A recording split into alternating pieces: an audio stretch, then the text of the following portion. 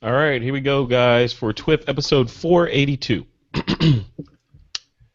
Hey, folks, welcome back to another episode of This Week in Photo. I'm your host, Frederick Van Johnson.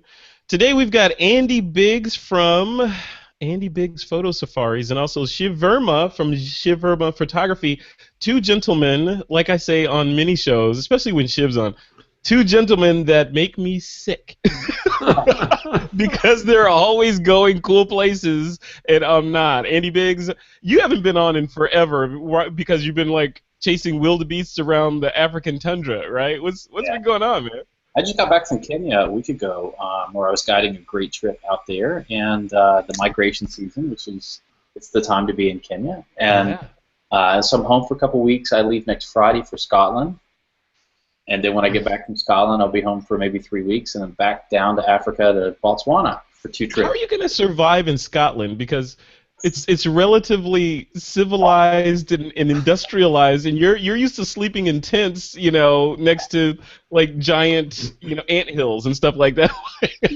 How are you going to survive? Haggis and whiskey are great equalizers. Haggis. Isn't that like made out of stomach, right? What is haggis? Yeah, but Oh, it's okay. It's good. It's a great time of year in the autumn to be in Scotland. I'm heading out to the Outer Hebrides, so the Isles of Lewis and Harris, yeah. way out there. It's great. It's Yeah. beautiful. I gotta tell you, Trey Radcliffe, those traveling ilk of photographers are my North Star. I gotta tell you, you guys, I am, whoever your person is, I am that guy that's walking towards the North Star. But the problem with the North Star is you never catch it. It is always, it is always moving with you. So I'm gonna keep chasing you, man. Cool. Well, welcome back to TWiP, man. It's good to have you on. For having me. All right, Mr. Shiv Verma, you were just on the show a little while. We Yes, cannot get yes. enough of Shiv Verma. You have so much to give to the show. Thanks for coming on again. Well, you're most welcome. It's been awesome. Yeah, what's going on with Yeah. you? What's happening? So you and Andy are brothers in arms, but you just met on this show. You Yes, probably yes. walk past each other in various countries and not even Yeah. know it. India, Africa, Botswana, Kenya, Tanzania, the works. You've been to all Yeah, those no, places. Yeah, well, Friday I leave for Iceland, so I'm really excited. This is, the fall over there is kind of interesting. There are no big trees with lots of color, but there's still, very interesting color on the ground. So I'm looking forward to that. Yeah. You gotta love it. That is just. There's got to be a negative here. I mean, because that's the lifestyle from the people that are listening to this in traffic on their way to their corporate job in Silicon Valley or New York or wherever in the country you are. Listening to you guys has got to be like, oh, one day I'm not going to be going to that staff meeting and listening to my boss ask me for what happened, justify my existence. One day I'm going to be Andy Biggs taking photos of lions with their lion cubs. You know What what? do you what do you guys say to those people that are like, they want to get to where you are? How did you do it, Andy? How did you get from corporate to where you are? We can change the discussion though and say, you know what? I can say, God, I have to eat another airline dinner. I have to sit next to another guy who steals my my space. I mean, come on. Yeah, yeah, that's the best. That's the best you can do. No, it's not. Like, if I have to see another beautiful sunrise, I'm gonna kill myself. It's just too much. How many sunrises can one man stand? Yeah. I don't know. Shiv, what do you say, man? How do you like the people that want to be you? They want to be going to Iceland Friday. But they're not. They're going to their staff meeting, their end of quarter staff meeting, and hoping they're not going to get laid off before the holidays. What do you say to those people? End of quarter staff meeting. I mean, can you imagine staff meetings every week? Leave alone end of quarter. Yeah, you get tired of it, and so you then decide, and you say, you know what? I'm going to commit to myself. I'm done. Yeah. And then you just walk out. Burn the ships. You just have to. I mean, it's when you go off on your own, it's liberating. It's really truly liberating. Yeah. You're your own boss. You listen to yourself, and if you make a mistake, you make a mistake for yourself. You're not taking a ship down with you. Yeah. So that's exactly right. it's Yeah, just the best advice someone gave me once was, and I'm guilty of not having followed this advice 100%. A little bit, but not 100%. And that was burn the ships. So like the in the Trojan War, right? When the Trojans finally made it, and they needed to build the Trojan horse, they used the wood from their ships Yep. to build the Trojan horse. So there was no way to go home. It was like forward or nothing. So burn the ships or use the ships to build what you're going forward. It's like total commitment or nothing. So you guys did that. Andy, did you do that? Did you? When Oh, you jumped into this, was it like, I'm just going to do this a little bit and see if it sticks, and then I'm going to. no, no, no. I walked into my boss's office. That was spring of 2002, I guess. Yeah. And walked in, and I was the take this job and shove it guy. Okay. You were that guy, huh? That guy. I was that guy. Actually, I was really nice, and I said, "Hey, listen, guys, I'm gonna leave this company in about 6 weeks. I'm letting you know so that you can plan my work. I can start giving work to other people. I can still be valuable for you as long as you want me." And then it was about 3 days later they came to my office and said, "Well, actually, we're going to end it right now." I'm like, "Perfect." So, It's not you, man. It's you. yeah, so Yeah. it was great. So we put all of our stuff in storage in Austin. We left Silicon Valley, went to Austin, and we put everything in storage. We didn't have any dogs, kids, house payment, anything, car payment.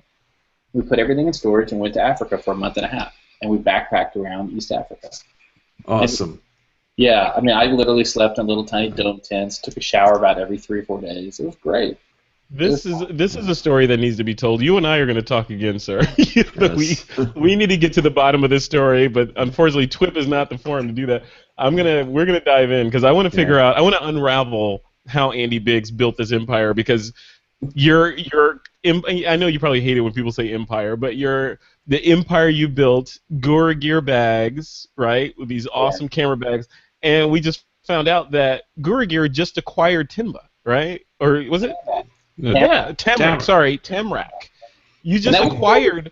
You acquired Tamrak. Like, how does that happen? That's crazy. Well, they were going through bankruptcy, and we saw their bankruptcy filing, and we went after them and raised the capital and the debt to do it. Wow. Yeah. That's Really great. cool. So you're driving by, you saw a nice camera bag company at a garage sale. You're like, yeah, I could fit that. It's like the minnow eating the whale, right? Yeah. This is good. This is good, guys. All right. Well, welcome to both of you to the show. It's good to have both of you guys on. A couple of updates before we dive into the show itself. So we are about to launch a brand new show on the TWiP network called Pocket Shooters. It is a show that's focused on mobile phone photography. So one of the things that we're going to be talking about next is Apple and their new iPhone 7. Yeah. So we're going to talk about that. Will be a giant topic, obviously, on Pocket Shooters, as well as Android, and any other topic that's mobile phone photography related, whether it's hardware, software, add-ons to your phones, interviews with people that are making money, shooting weddings with phones, all that stuff is going to be covered on Pocket Shooters, and that's coming soon. So head over to twip.pro/pocket shooters. It's twip.pro/pocket shooters, and that'll take you to a page where you can get on the early notification list. So check that out. And also, one thing to update you guys on. So one of our more popular shows, Street Focus, featuring Valerie Jardin, very good friend of mine. Valerie has decided to move on and start another show that is not just focused on street photography like Street Focus. So we're 100% behind her. But she decided to leave Street Focus behind and start a brand new show that is focused on all things that interest her in the photography genre. So we support her. We're going to be behind her 100%. And Street Focus is not going away. We're going to put another host on that show, and it's going to be probably change it completely, but it'll still have the name Street Focus. It'll be like a new owner to a new house. They're going to bring their own furniture in and make it awesome.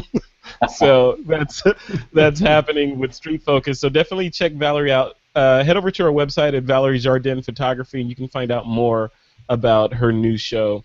I think she's planning to call it Hit the Streets with Valerie Jardin. So definitely check that out.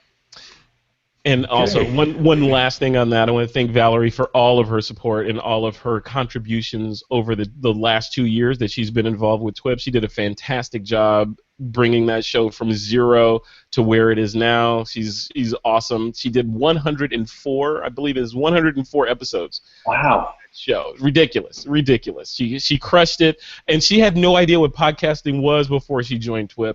Now she's a podcasting expert and evolving to the next level. So I'm happy to see her do that. You're lucky you didn't bet her on the number of shows. I did not. I did not, because I would have said 100, and she would have, But yeah, it's all good. We're excited. That's what I love about podcasting, because these kind of things happen, but everyone's still family, as this stuff goes on and people evolve into different things. There's no drama like Hollywood, like so-and-so got fired off of the network. Yeah, it's just like, I want to go do this thing, and I'm like, okay, you go do that thing, we'll put somebody else on this, and we'll keep moving things forward. And then the circle of influence gets bigger, because now, I can kind of tangentially influence Valerie on that show. Yes, there is a devious side there, right? Yes. Devious, yes. Not that I'm, trying to move chess pieces or anything, but I'm, it's more like checkers. So, all right, guys, let's jump into the show. This first story, obviously, as I alluded to earlier, is about Apple and the iPhone 7 and, to a lesser degree, Apple Watch Series 2. But this is about iPhone 7. In particular, the camera or cameras that are present on iPhone 7. This is interesting for me from a number of different directions. The first direction is, I own the iPhone 6s Plus right now. I'm happy with this phone. It's great. There's nothing wrong with this phone. So normally I'm that guy that's like hitting reload on the Apple Store page, and I want to order it as soon as it comes out because I don't want to get left out. This time I did not do that. I am enticed and seduced by that camera and the idea of doing computational photography-based bokeh and that kind of thing, and having a wide and a telephoto lens in my phone. But at the same time, I can make some magic with this one, and I feel like, much like the other cameras I haven't even scratched the surface of what this one can do, and now I'm talking about moving to another one. So there's that angle, and then there's the technology that's in it. Andy, you're new to the show, relatively speaking. You saw this. Are you an iPhone shooter? Do you shoot iPhone or Android? Yeah, man. I'm a 6 Plus guy. I skipped the S, so I'm the guy who's actually buying this round. Except I'm switching from AT&T to T-Mobile because I'm tired of getting raped with my charges internationally. Hello. Yeah. But the answer is, I'm totally blown away because, first of all, I bought the Plus originally because it was optically stabilized. Yeah. Because the regular 6 didn't have it. Well, now the regular 7 has it. The 7 Plus has 2 cameras. Hello. One of them is equivalent to 28 mil, and the other one's equivalent to 60 mil. And they moved to an f2 1.8 lens. Yeah, it's crazy. So it's all good for me. So the answer is, I shoot a lot. And I was looking in my Lightroom catalog the other day, how many shots I shoot with my iPhone year after year, I think starting with 2008 or 2009 is when I got my first one. I was a BlackBerry guy for a long time, since 97, hello. But every year, my photos that I shoot with my iPhone double in quantity. So I'm shooting quite a bit. The quality is so great. So now, are you shooting stuff, Andy? Are you shooting stuff with your iPhone that's pro level work? Or not pro level, but in other words, is the iPhone your iPhone 6? Is the iPhone 6s that you have 6 Plus? 6. It's a 6. Oh, that's a big one. So the 6X Plus with the image stabilization. Does that act as another camera in your bag, or is it still just hey, I'll take some pictures of my food and I'll share it with my family or whatever, I shoot semi-real photos, so to speak. Like, I don't really care what my images look like on Instagram as long as they're conveying the story that I want it to be. Yeah.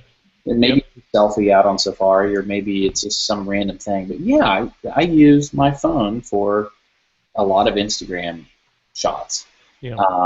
Nothing really serious. It's not like I'm putting it on a tripod or anything. But that's the thing. I think we're getting away from that, Shiv, and I definitely want to get you to chime in on this. So when people say that, they usually say Like when I ask them a question around, are you doing serious photography with your iPhone? They'll mention Instagram or Pinterest or something like that, and then they'll preface it or bracket it with, but it's not really serious stuff. But I would argue that those are mainstream services now. Hmm. Those it is serious if you're putting it on Instagram these days. It's no longer throwaway photography that you're putting on Instagram. More, I know photographers. I was talking to Renee Robin earlier, who's a really serious compositor and professional photographer, who was telling me that one of her latest clients came to her through Instagram. This is like a giant client came to her based on her Instagram presence. So it's not like you can look at Instagram as like a rounding error anymore, right? I don't know, Shiv. What do you think, man? Are you so iPhone? Is it time to take iPhone seriously, or are they still? Maybe the 7 is there, but it's still kind of it's not quite there when you put it against your mirrorless cameras.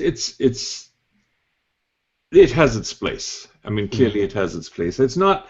I mean, I wouldn't take my iPhone 7 when I get it, as my primary camera. It would never be my primary camera. Mm-hmm. I just don't think it has that capability, and neither does it have the kind of reach that one needs for wildlife photography. Let's be honest. Right. But Right. it does a lot of really nice things, and it's a great camera on your person. It's always there, and it's great for records. It's a wonderful little piece of kit that you can carry around and be sure that you'll capture the image when you need to.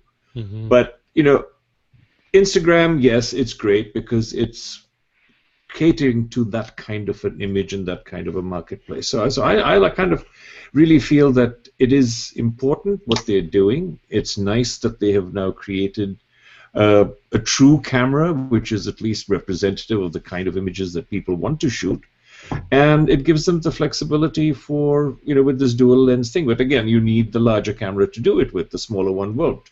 Yeah. I always sort of stayed away from the 6 Plus because I just felt it to be a little too big. Yeah. But now at this juncture, I'm saying, yeah, so it's too big, but it's got feature functionality that is enticing. So let's switch from the smaller format to the larger format and gain everything. That thinking right there, I'm sure, was a little tear on Apple's flowchart on a whiteboard. I'm sure it was. We will wear Sheev down, and ultimately, especially with the 7, with these dual lenses, there'll be no way Shiv will be able to resist buying this camera. No, you're absolutely right. And when I was listening to the keynote, and then I heard all the nonsense that goes after it, like people have to complain, right? Nobody will always.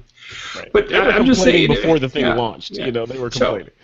So for me, it's I think it's an ideal tool for its purpose, and yes, I will get it. Well, I used to say, I don't know, geez, like 5-10 years ago, that mobile phone photography was dangerous because it was at a level back then. Yeah, I know, Andy. No, seriously, it was at a level back then where the phones, the cameras sucked, but they would trick you into thinking that you had a camera with you. So you'd be out there with your phone taking photos, thinking, "Oh, I got my kid's first shots," my kid's first steps, or a UFO landed and I got shots of it, and you'd have essentially crap, but you'd trick yourself into thinking that you got a good photo. Now, today, that's no longer the case. Now, today, you can get images that, especially what Apple has just posted with those NFL shots, that in some cases rival what you could get with a normal camera, right? Yeah, but the low light performance, I mean, you think about it, it's very, very good. Mm-hmm. So they've done some really marvelous things with that little device. They have, and by the way, now did I hear that the 7 now supports RAW support? Yes. Yeah, they actually announced that. Who else is saying that? Julio Storio is bringing that up. They announced that RAW support in iOS 10 back at WWDC. So, we all knew that if the operating system, if iOS 10 supports RAW, then the hardware that's coming is definitely going to be, it's going to generate RAW files. So, yeah. Well, the older hardware, like the 6 series, will that support it as well? Yeah. Yeah. That's really cool. And of course, the new version of Lightroom that's coming out for iOS 10. Oh, yeah. Everything gets better. Mhm. So this is the question. So where are we today? It always seems like we're state of the art, right? Like 2017, or 2016, 2017 is right on the corner. We're in 2016 in September. We have a brand new iPhone 7. Clearly, things can't get any better than they are now. This is state of the art. And then you fast forward. I mean, we were saying the same thing when the Palm Treo was out. You remember when the Treo came out? Yeah. We're like, this is state of the art stuff. Oh But my God, that was but painful. now we have these iPhone 7s, which are ridiculous in terms of what they can do and what we could do just a couple of years ago. The Is Treo. the trajectory that we're heading for in, say, 2018, 2019, or let's say 2020, if we make it there? 2020 is, what does it look like? Shiv or Andy, you got either one of you jump in. What does it look like? Are point and shoots gone completely off the face of the earth? Are DSLRs now gone, and even mirrorless cameras shaking in their boots because everyone just wants, they can do everything they need to do with what's in their back pocket? I think the point shoots are the biggest losers. I mean, I have this great Sony RX100. I think I've got the version 3 of it. Yeah. It's a great camera, but I don't use fantastic. it much because I got to carry it. It's Yeah. stupid. If I'm going to And it's bother carrying little. a camera, That's a little camera.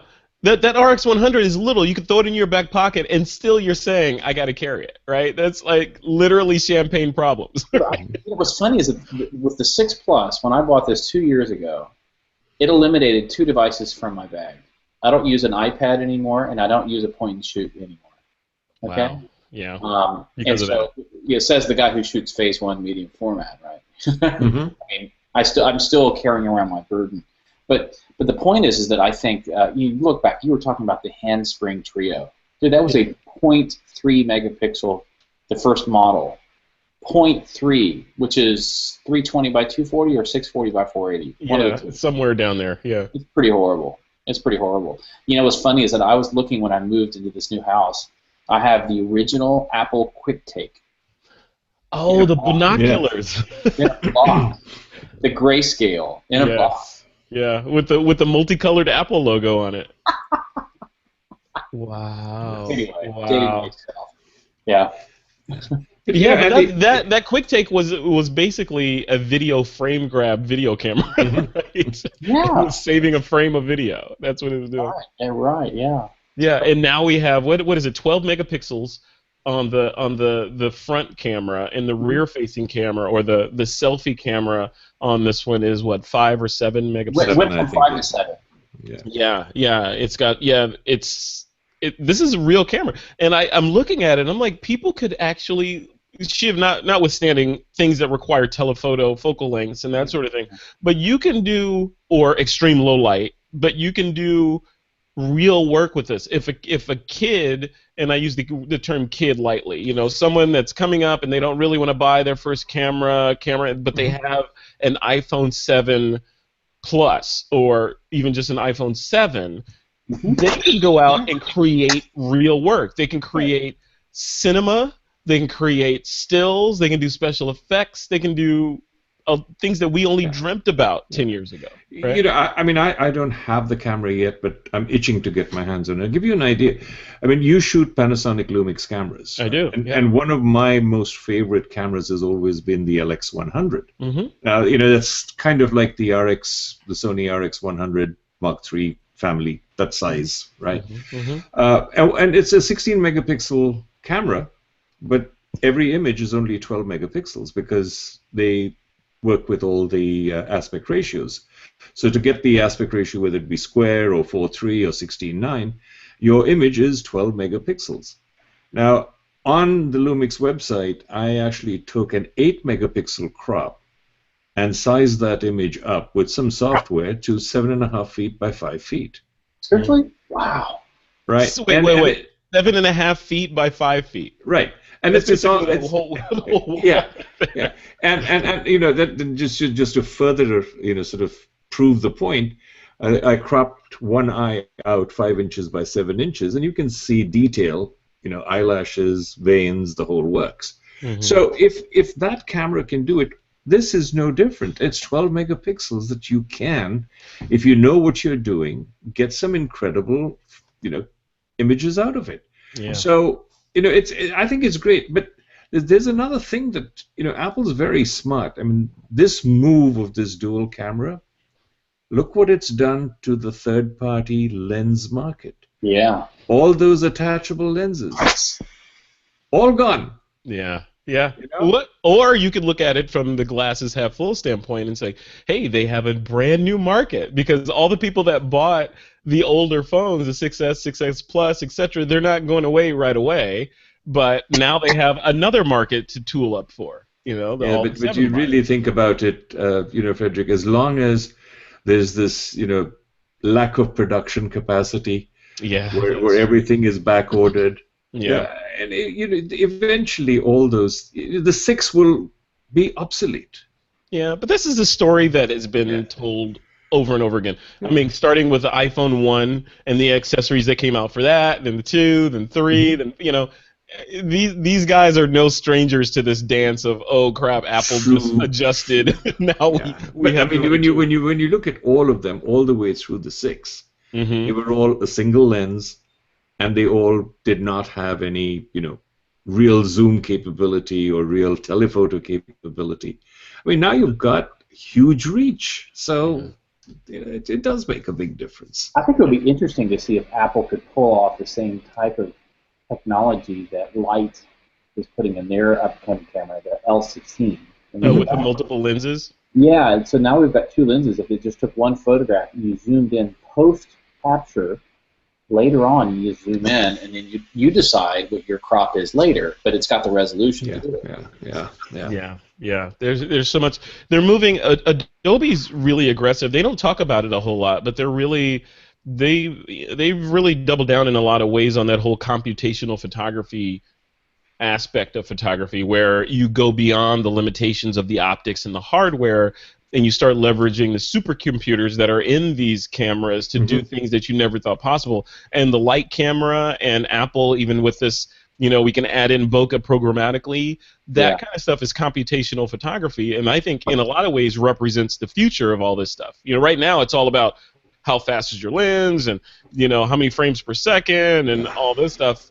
Wait till you start applying machine technology and code to the images that you create, and it happens instantaneously, instead of Hmm. the lag that you get with some, like a mirrorless camera. You say, oh, I want it to be black and white. It's black and white, but you get a little bit of lag and that kind of thing. Wait Yeah. until all that goes away. It's going to be a whole new world. It's crazy. All right, It guys. is. It is, but it's good. yeah, It is, yeah. It's a good crazy. It's a Yeah. good crazy. I think, and I think it's where, in a lot of ways, where things need to go. It's you start hitting the wall in terms of physics and what you can do with light and glass and lenses and speed and yeah. sensors and the distances between, the pixels on a sensor and all that. You can only do so much, Hmm. but then you open it up to code, and then the sky's the limit. Literally, Yeah. you can Yeah. start doing whatever There's you some dream. situations that I don't think are going to do great for this type of device anyway. Like, taking photographs of your kids' sporting events, especially the Hmm. ones that are indoors.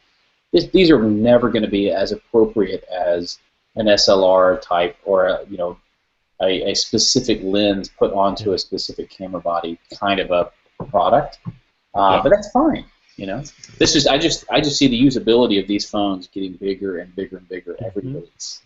Yeah, it's the ease of use, and it's like our droid, right? It's like, if this was a Star Wars universe, this would be, or your phone is your R2D2, right? It comes Yeah, along with you, it does stuff for you, and you can't leave the house without it. It's like, oh, I don't have my phone. It's like, I've left a piece of myself at home. I got to go back and oh, get it. this is not the droid you're looking for. Yes. Yes. Yeah. Hey, wait till they start incorporating VR stuff into these phones, where Face palm. we'll be old men, and we'll be saying, in my day, I remember when everyone was just walking around looking at their phones, and now you kids today have these helmets on. Uh-huh. That's what's gonna happen. Mark my words. I won't be here, but mark my words. All right, guys, we're going to take a quick break. When we come back, we're going to talk about, if you're an iPhone user and like to shoot live photos, you'll be glad to hear that Google Photos for iOS is now supporting image stabilization of live photos.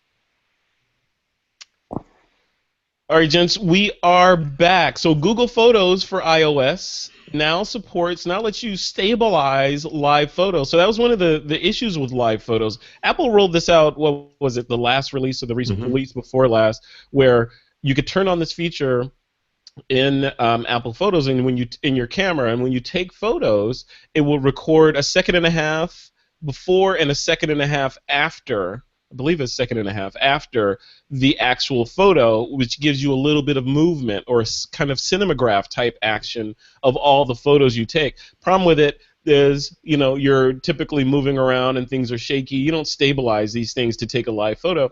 Google has stepped up to the plate and said, hey, we're going to enhance Google Photos for iOS to add image stabilization, and now those motion stills can now actually be a little bit more usable. Shiv Verma, the live photos feature inside of your phone, how much use do you get out of it? Do you use it?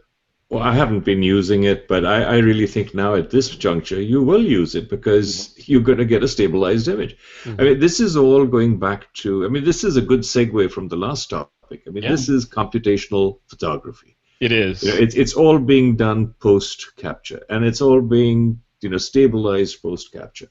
And what's the worst thing in any kind of a video or any kind of motion imagery? It's a shake. The shake, and now, if you look at what Google's doing as far as they're advertising the product, they show a before and after, and it's incredible. They're just being able to pull that kind of stability out of, a grossly shaky image will change the way people start viewing this type of photography. And maybe they'll start using it. I wonder what Apple stats are in terms of people using it, because I haven't used it much. I used it when they first rolled out the feature. I was like, oh, that's cool. I hated it. And then I never used it again. I never used it again after that. But one of the features they added into live photos, or Google added in, was one of the issues with live photos is they only play on people with other iPhones or with an operating system that supports live photos, which means other iPhones running an updated operating system. Yeah. They've updated it, or they've created this Google Photos app for iOS to allow you to export those as .mov files, which means they're universal and anybody can see them. So come on, Apple. Yeah. I don't know, Andy. Is this a feature that you have used? You knew about it, obviously. I guess I'm an old fogey stogie. I don't use live photos at all. Yeah. I'm just an old-fashioned dude. And here's the irony, though. Here's the irony. Maybe it's because I'm using the photo app in Instagram, in Snapchat. I'm not even using the Apple camera. That's what I was going to say. I was going to say, I'm an old fogey. Wait a minute. Let me snap this real quick. Actually, what's funny? If I do go just straight camera, I use Camera Plus. Yeah, I love Camera Plus. I don't use. There was a time when there was a bug, and you would take a photograph and it actually never recorded. It got solved, but I use that because of the way you can do with here's the focus, here's the exposure compensation. It's a lot easier than the Apple's. Yeah, I wish Apple would allow you to specify which app you would use. You know how you can quick launch the app. Is it coming? Do you mean like Chrome, my default browser on the iOS? Yeah. Yeah, exactly. Like when I turn my phone on. At least I'm running the iOS 10 beta, but in the iOS 10 beta, when you wake up your phone, you can slide over to the camera without unlocking the phone and take photos. I want to be able to replace that with the photo app of my choice and not have to use Apple's camera. That would be... Well, you're going to use Apple's camera, you're just going to use different software. Yeah, correct, sorry. Yeah, I don't want to use Apple's camera app. If I don't have to, I want to be able to specify a different camera app and have it, like for example, Camera Plus. I want to be able to slide over and have it instantly launch Camera Plus and take my photos and get out of it instead of saying, okay, I got to find that app and go into photo mode and take a photo. Yeah, I don't know. These are first world problems, obviously. But it's nice to have choices. It's nice to have choices. Yeah, it is. I don't know. This is cool. So Google Photos, though, the other side of this story is Google Photos, right? So Google has been making lots of changes. Remember, what was it, last year this time? They had Google Plus was the queen of the Google heap over there. It was like Google Plus is going to be the next big thing. It's going to crush Facebook and all this, and now it's the lights are on at the party and the janitors there sweeping up. you know. But Google Photos is still here. The two big standouts from the whole Google Plus world and that whole drama, from my perspective, was Google Photos, which is amazing, it's beautiful, and Google Hangouts, which they've since grafted out and are moving it over into the YouTube Live universe. So Google Photos, are you guys both using Google Photos? No, I'm not. I use it in a different fashion than maybe most people who would be using it. I use it primarily as a backup destination. It's unlimited, yeah. So I got lucky a couple years ago. I signed up. My personal Andy Biggs email address is hosted by Google for Apps for Business. Mm-hmm. And they had a special deal 2 years ago where if you had an organization of no more than 2 people, for $10 a month, you got your domain hosted, your emails hosted, but unlimited drive space. Oh, so I'm like not a nerd, not a mega nerd, but I'm like a mega nerd because I have my Synology boxes backup. They're running a Google Drive client, so every time I hit my Google or my Synology box for my 8 hard drives, it synchronizes to the cloud in the background. Wow. Yeah, you are a mega nerd. I think you need the name. We'll name you Optimus Nerd. How about I am Optimus Nerd. Yeah. I love it. Yeah. So lots of stuff coming out of Google. I mean, I'm excited that they're doing this stuff. I'm on Google Apps for Business as well, but we have many more than just two people on the service, but it's awesome. It's been running my personal email and subsequently TWiP's corporate email for the last 3-4 years or so. So yeah, but you never got lucky, right? I You never got all that free space for $10. No. You know, it's funny though. Just a slight tangent. So TWiP itself, we run most of TWiP we run all of TWiP off of online cloud-based services, whether it be Trello for project management, Slack for intra-team communication, FreshBooks for accounting, Google, for the notes you guys are looking at right now. Yeah. Dropbox for file transfer of the recorded files and all that. But I'm slowly but surely moving things over to Google Drive. Because I remember when Google Drive first started, it was a little rough because it was like, okay, I copied a file over there and it would never finish copying, or it wouldn't make it, or it wouldn't sync right. Right. Just the client. That was just the client on your taskbar. Yeah. Well, it's all the same to me. It's like if the file doesn't make it, I don't care whose fault it was. It just didn't make it, right? So, but Dropbox would work flawlessly every single time. Dropbox worked so well, it was like indistinguishable from the operating system. Yeah. And now Google Drive is I don't know if they're 100% there, but it's pretty dang close, which, because we're using so many other Google products, it makes a lot of sense to use Google Drive instead of Dropbox. So we're kind of looking at that right now. Yeah. Yeah, it's all very scary though, because it's like we are inside the ecosystem. We're in the belly of the beast. Like if Google decides no more Hangouts, we're running Hangouts, no more Docs, they can kill us on Docs. If we have all of our files and resources on Drive, they could kill us there. It's like all of our eggs in one basket. Yeah. Frederick, it's interesting that look at what's been happening with the photo industry, right? I mean, one after the other, these guys shut their doors. Yes. And then people get left hanging with, what's going to happen to my images? I mean, hundreds and thousands of images. And then somebody comes along and says, well, we'll save your soul, we'll just move everything over. Yep. But, can you have that happen to a business? It happens all the time. I mean, look at Trey Ratcliffe. Trey built they built the Arcanum. You remember, the Arcanum. Yeah. So they built the Arcanum, and a lot of it was, I don't know if it was based on Google Hangouts. Google Plus and Google Hangouts. Plus and Google Hangouts. Yeah, but certainly they launched it that way. That was a lot of the infrastructure. I think they moved away from that. But I was always scratching my head on that. I was like, I think I said I used the term digital sharecropping because you're on somebody else's land, man. Yeah. So they can make whatever decisions they want to make, and your business will suffer or thrive based on the decisions the landowner makes, right? So yeah, but they're still on it. in part, but they've got their own apps, and now it's become even more confusing. But, yeah.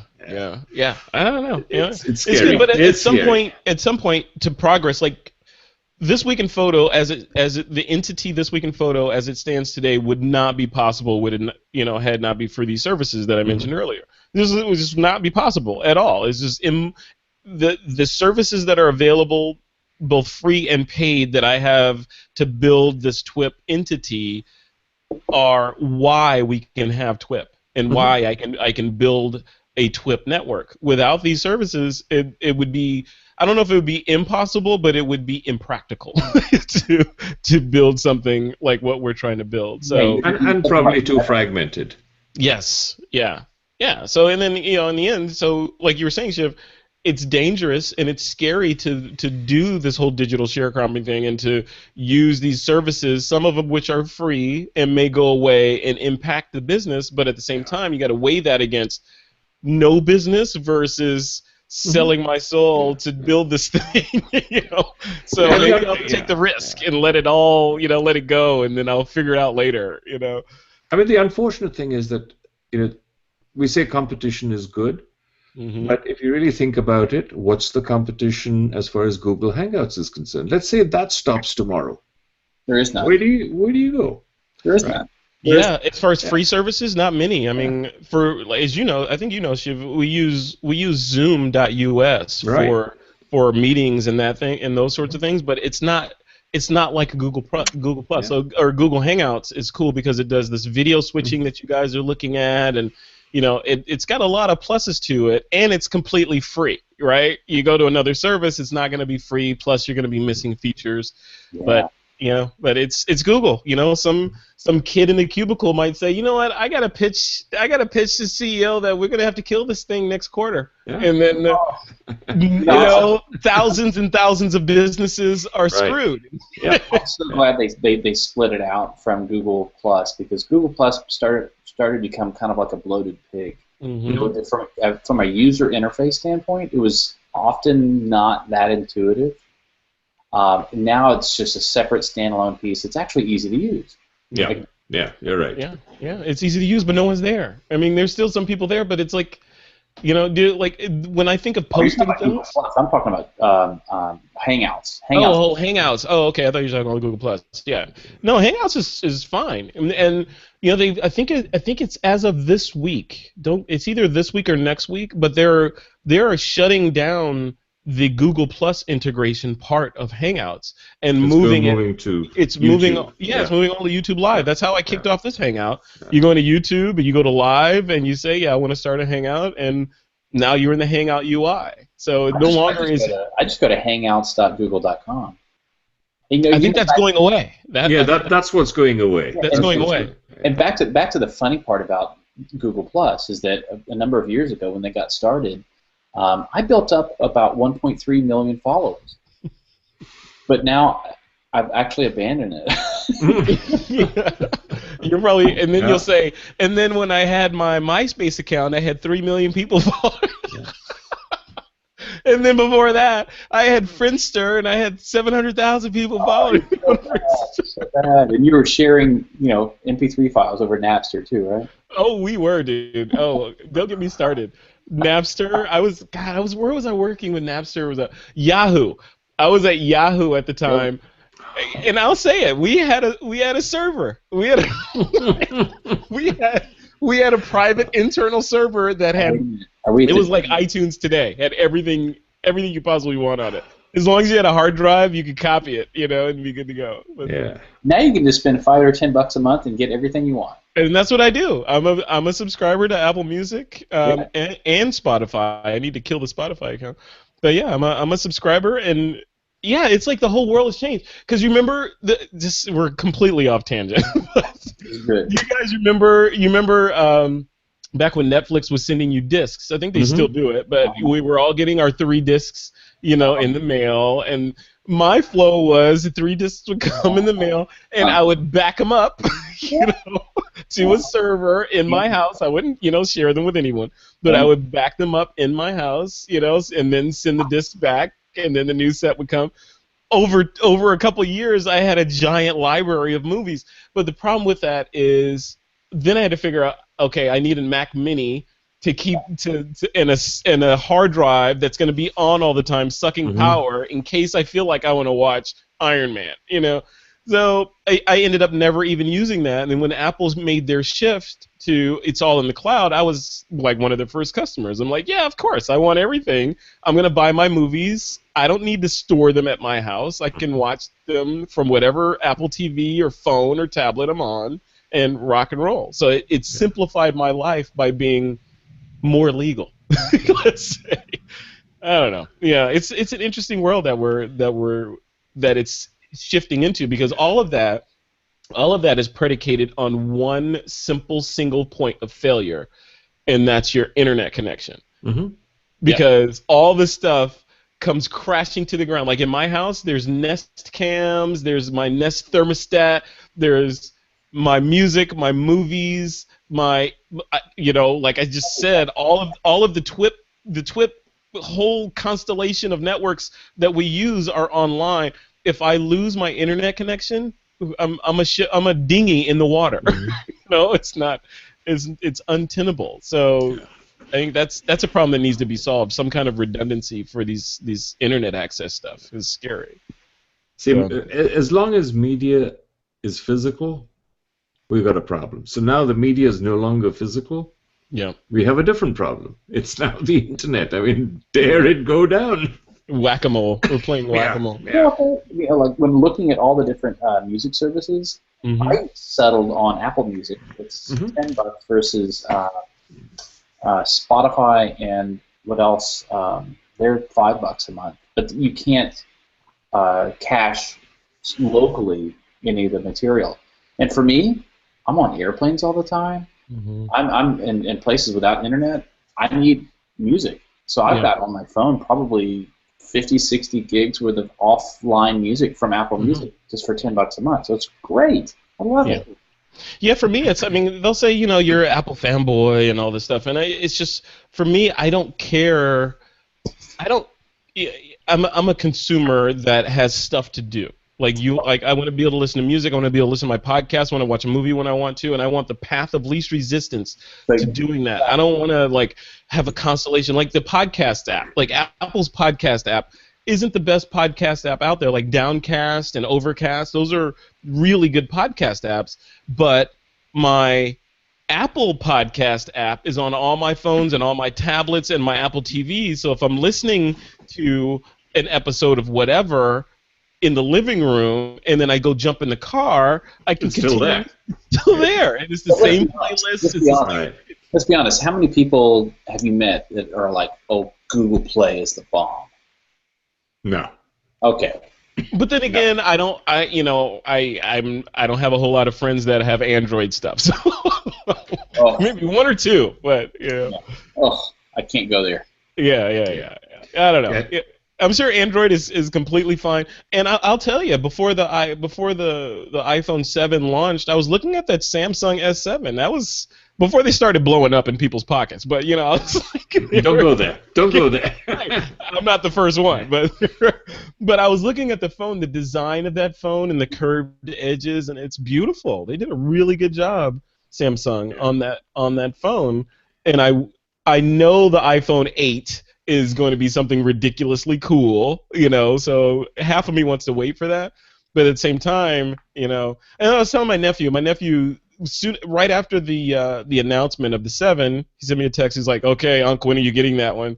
And I responded, "Well, I'll probably get it eventually," and he responded, "Well, I'm going to get the Samsung S7," and I said, "That sounds cool. I would consider getting it as a second." You mean that word "cool"? Oh, yeah, I did use the word "cool." He's hip. I'm not hip. Okay. What to describe an Android phone? No, to describe the electrical problems that the Nexus 7 is having. Oh, you mean not exactly in terms of cool. Ball of flame. Yes. Yeah. No, but I was like, if I get one, I would get one as a second camera or a second phone, to play around with, but it wouldn't be my primary. Just for all the reasons I mentioned before. I'm happily in the Apple ecosystem because it's working for me and it allows me, like, if I was to shift gears and try to rethink everything from an Android, Windows, or whatever perspective for all the stuff that I have to do with TWiP, it would be 2-3 months of downtime before I even got close to where I am productivity-wise. No, and the other problem is that I don't think you'd ever have that seamless integration. Right, right. It's that piece is what makes Apple, what we all go for. I mean, the reason why you want the iPhone, the iPad, the MacBook, it's all seamless. And that's what's really nice. The other thing we talked about Google a little bit about, Google Drive and Google Cloud. That's what it really is. But Apple's cloud is great. And it wasn't always great, though, man. It wasn't. They've been up to bat like 5 times trying to get the cloud thing right. Right, but now they are playing the same game. I mean, that cloud works really seamlessly and works well. So it does now, yeah. Yeah, but it was scary. Like, remember the whole discussion I said about switching to Google Drive versus Dropbox?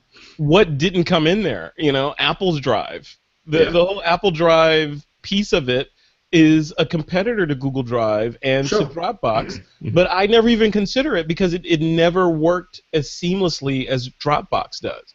It was always like, oh, there's something. Is it there? Is it not copied? Oh, it's on this machine, but not on that machine. Why is it not on that? The security model is a lot more intricate with Google, which is good, but it's also like it's a bit of an annoyance too.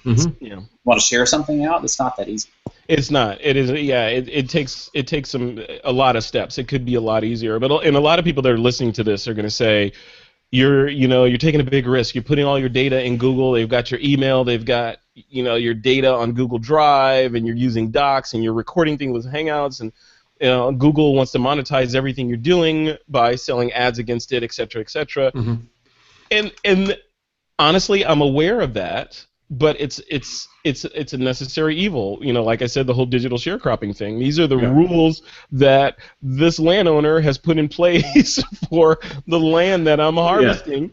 So in order for me to do my thing, which is this TWiP thing, I have to make certain allowances. If I want to do this stuff without making those allowances, I have to build these services for myself, which is completely untenable. It's never going to happen. So so either take it or leave it, and it's more profitable right now to take it. And like trying to do it yourself is cost prohibitive. You would never be able to. Because I don't want to be in that business. I want to be in the business of content creation, not in the business of engineering and systems analysis. And it's fun. No, thank you. All right, guys, let's jump into story number 3 real quick. And this one is interesting. It's a shift from the other stories we were talking about. This one's about Mark Zuckerberg coming under fire for a decision by his company to censor a historic photo from the Vietnam War. So we'll put the link to the story in the notes, but the gist is, and it's not so much about the story itself. What I want to tackle on TWiP here with you guys is the role and the expectation of Facebook. And is Facebook, because of how gigantic it is now, have they moved from they're just another social network where you can show photos of you at the club last night to a media property with responsibilities like the New York Times and CNN and Fox News and all these other entities that are out there? They are now at that level, and when they make decisions on what to show you or what not to show you, or what to censor, what not to censor, whose account to kick off and whose account not to kick off of the service, these are now, I don't know, these are they bordering on infringing on our rights, depending on what country you're in, to be able to do that. Andy Biggs, what do you think? I'm just not a fan of any censorship at all. I'm a very free press type person, and whenever you've got something like an anti-nudity policy, I understand that policy exists. This is also like a photograph that is it's so publicly known, and we've seen it for so many years, and it's so powerful, not because it's nude. Actually, because it's nude, because her clothes are gone. I mean, but it upsets me. It upsets me because sometimes you'll see photos on Facebook and someone has to put a little tiny star over a nipple or something. It's just it's completely silly. Yeah, I mean that's a slippery slope. When you get into this whole pornography and nudity argument, some things are cut and dry, like hate speech.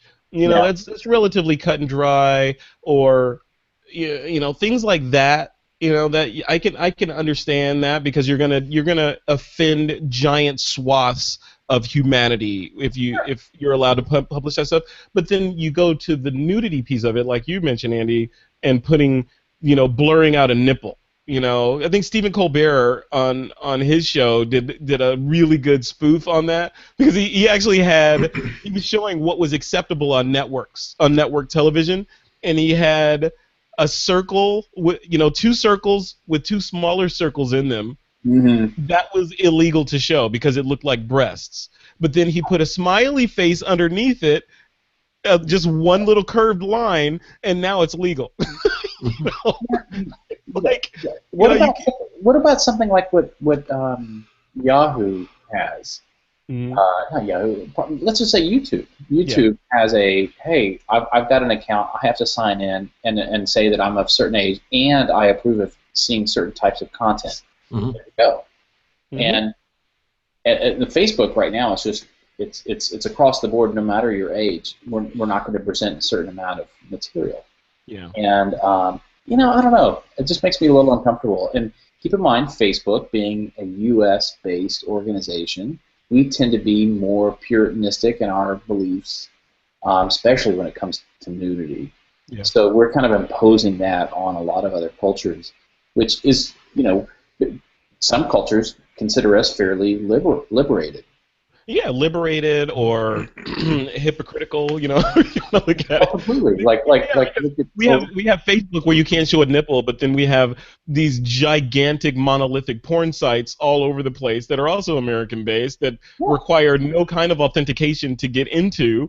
You know, your 9-year-old daughter could go in there and see some stuff that will scar her for life tonight, right? And there's no kind of safeguard. But Facebook, they have to blur out a nipple. You know, I call that hypocrisy, 100% hypocrisy. Yeah, I'd rather just see some sort of, like, I set up an account, and I agree to see stuff, or I don't agree to see stuff. And then when people post stuff, you have to declare whether it's, you know, passes that or not, period. Just make it easy. Shiv, what do you think? I think we should inject everyone with RFID chips that have our age in them, that then allow us to see certain websites when we are at a computer. What do you think? That would work, right? Well, yeah, sure, that would work. But I think what Facebook, unfortunately, is, I mean, they've taken it to a level which is totally unnecessary. I mean, when you talk about, I want to have a website that is clean, what does clean mean? Yeah. You know, I mean, pornography or child pornography, I totally agree that if, you know, you eliminate that type of stuff, you're clean. But are you going to take art and call it nudity and thereby eliminate it? I mean, what if you were to take a picture and you go to the Louvre and you take some, you know, the masters who've created phenomenal images. No, the Louvre is full of porn, man. Right. It's not. so that's out of the question, right? I mean, anything from any of the artists is out of the question. Yeah. And you know, this is a story that has so much meaning and so much power. I mean, and to treat it like, oh yeah, get rid of it, you know. But really think about it. Who are the people designated as the gatekeepers? Yeah, you know, and that's the scary thing. And then what you say is particularly apropos, considering the political climate that we're in right now in the United States, because Facebook wields a gigantic amount of power, and they control what you see in a lot of instances. They really control what you see, and they can form your opinion, so they can make Donald Trump look great or make him look bad, or make Hillary Clinton look great or make her look bad, depending on what Facebook wants to display in your feed. Is that cool? I mean, that kind of circumvents everything. No, when you that's have a not couple cool of people at in all. Silicon Valley saying, you know what, I want the country to hate Donald Trump today, so let's let these stories through and hold these other ones back. Yeah. Well, I think that's what's happening right now, and that's, you know, I don't like that kind of proactive, someone controlling what gets filtered to me type of photo. Yeah. Whether it's a new photograph or a political bias, I don't really care. Just let me decide. Right. Yeah, I but mean, people will complain that, or will say, I wouldn't call it a complaint. They'll say that, quote, mainstream media is already doing that, and Facebook is just doing that on top of what mainstream media is doing. They're already the Rachel Maddows and the Don Lemons and and Fox News. They're already controlling the narrative, and Facebook is just doing the same thing digitally. So is that yeah, I mean, but I think the issue with this was more the editorial power. mhm. Yeah, and it's the editorial power that says I can do what I want, and thereby I'm going to take it off. It was just a little beyond normal comprehension that you would treat an image like that in the same vein as child pornography. I mean, it's ridiculous. And I think that's the real issue that people got all up in arms about. And the fact is that it is a story that has reason to be, and for people to see, to understand what all this is really going to do in our society. Yeah. Why eliminate it? Yeah, well, in Facebook's defense, let me bring up the notes here. Yeah, in their defense, they have responded to the backlash and reversed their decision to pull that down. So, which I mean, is great. But at the same time, is like you still have that power to reverse your decision to pull it down. It's that editorial power. It's that ultimate. I mean, I control. I mean. One point, how many billion people on Facebook? You control them. See, that is power. Yeah. That's, I think, really where the problem is. You remember when people had just found out that Facebook was controlling what shows up in their news feed, and that who cares how many friends you have? You're not necessarily seeing all of their posts. You're seeing only the posts that Facebook wants you to see, unless those people have paid to boost or promote their posts so that you could possibly increasing the chances that you would see it in your news feed. I think that's another piece of it that's crazy and scary. That I could have I could have 50 members of my family that are friends of mine, and I'm only seeing posts that a certain percentage of them post because someone in Silicon Valley or an algorithm decided that you don't need to see your Uncle Jerry's stuff. You need to see your dad's stuff today. I mean, what is that about? But that's part of their monetization, and that's really what they're trying to do. Right. Yeah, but you can't monetize under the appearance of being egalitarian. You gotta monetize it and just let if I get in bed with you and we're doing this, let me know that this is what you're doing. Don't make me get in there under false pretenses and then Yeah, I think I'm going to send you to go talk to Mr. Zuckerberg. Yeah, hey, he's literally a 30-minute drive from me. I can go. Well, actually, I'm sure his house is guarded and all that. Knock on his door and say, "Can we just talk?" Yeah. I'll fly a drone in there or something. Oh, that would be fun. Yes. For a minute, and then I'd be like, "Hey, this is TWiP coming to you from Cell Block H." Please excuse the bandwidth, but we don't get much bandwidth here.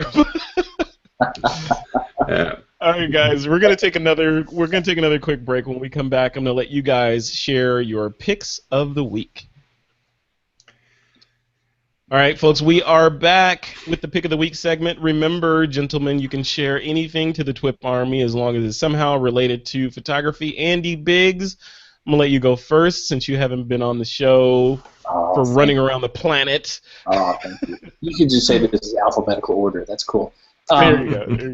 The Wine Country camera filter system was announced recently, and they started selling this week. And basically, it is a filter holder system where you can bring your own filters, like from Stingray or from Lee filters. And there are a series of holders that basically simplify everything. And it's really cool. It's not cheap. I mean, like their first kit sells for $300 and it goes up. But you know what? I've made a sizable investment in Lee filters, probably $1,500 worth of filters. Mm-hmm. So I'm kind of thinking, okay, what's another $300-400?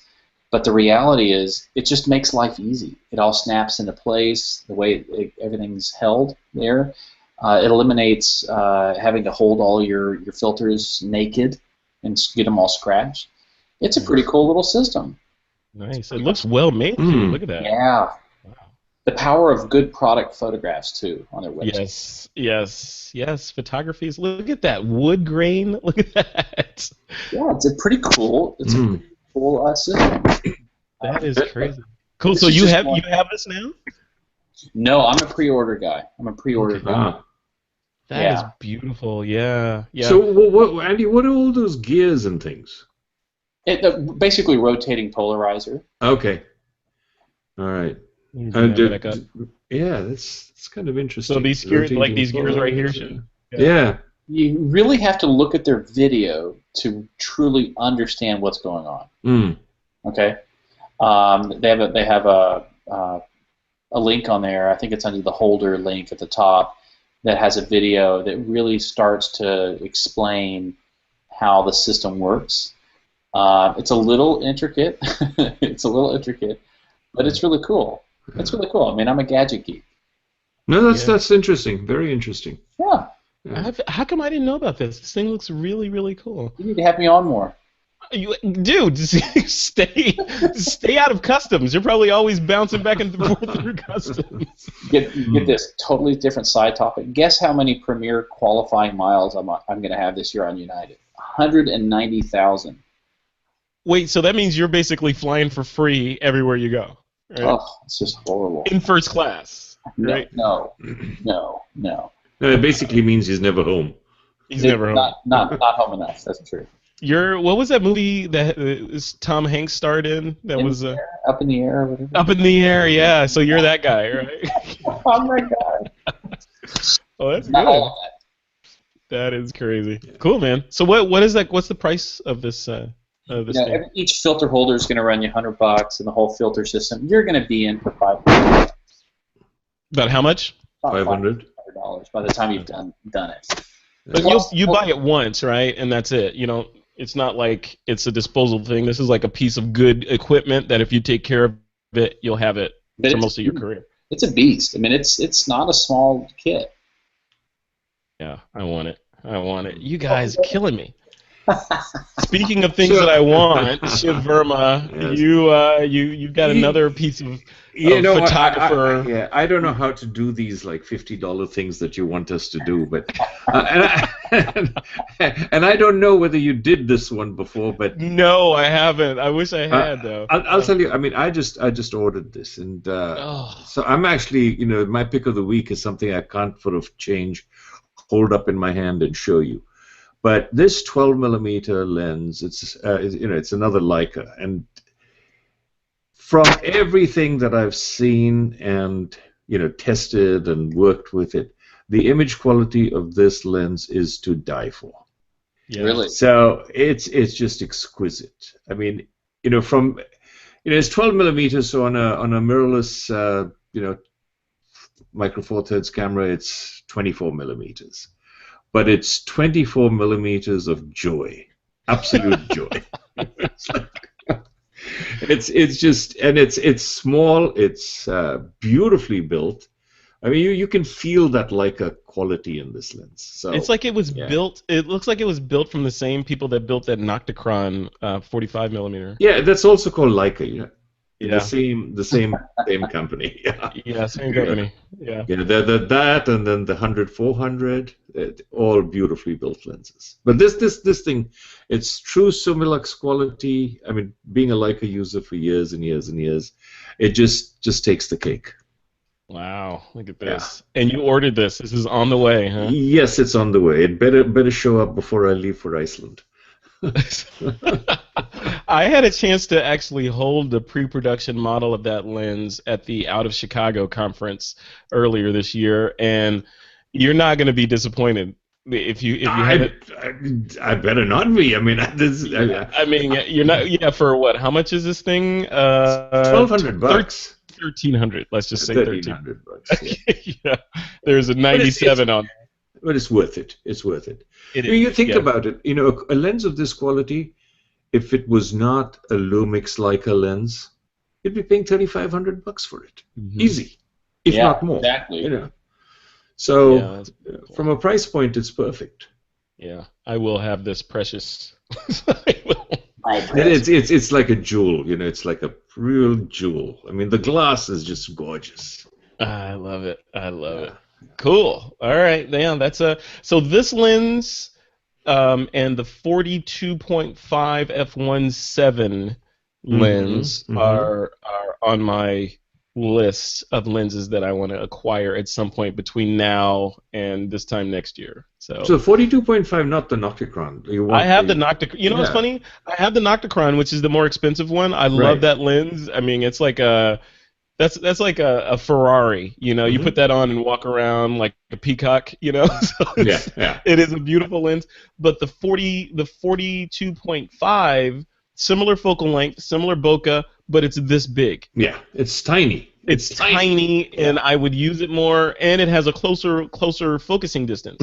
So you can do, a lot more close-up work with it than you can with the Nocticron. The Nocticron is great, but it is a commitment, especially to travel overseas with. It's like four. It's almost like four.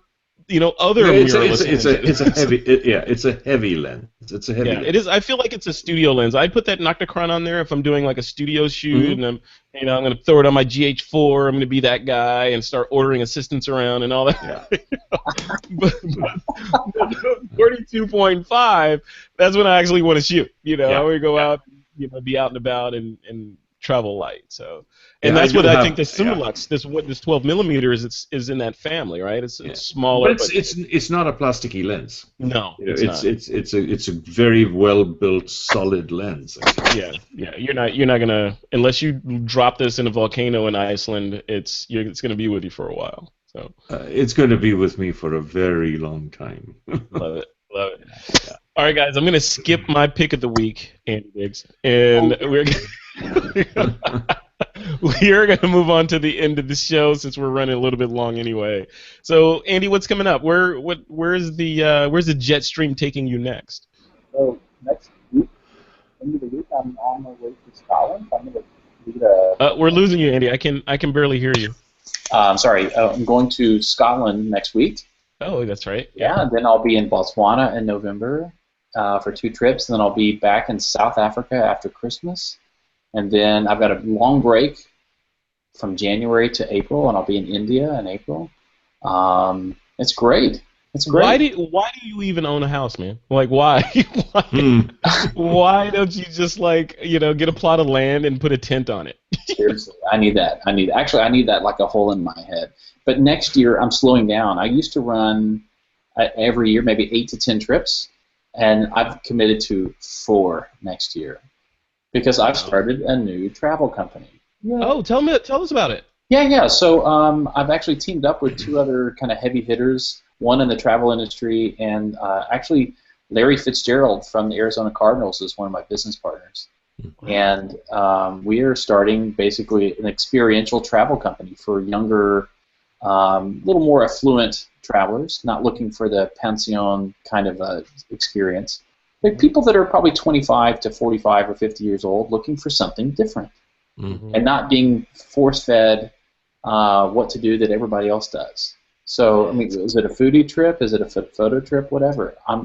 That's my future. So I'm kind of not leaving the photography world, but I'm going to depend on it less from an income standpoint.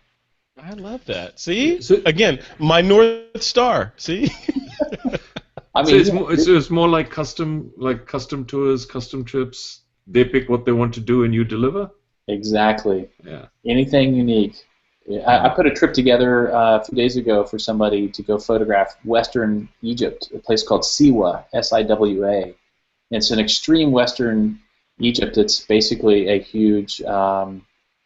It's not a mirage, but it's a beautiful place with a lot of water in the middle of the desert along the border with Libya. And just think that. You're gone again. We're losing you again, Andy. Can you hear me again? Yeah, we can hear you. There you go. Anyway, so yeah, it's fun. Awesome. That's cool, man. Awesome. Yeah, you're having too much fun. I can tell. Just looking at you, you look like you're having fun. Period. You do not have that end of quarter look that people our age is supposed to have right now. No, well, ADHD people don't. They probably had it a minute ago, but they forgot, right? There's something else. I love it. Well, cool, man. Well, thanks for coming on the show again, and in the middle of all the relocation and travel and all that. I appreciate it.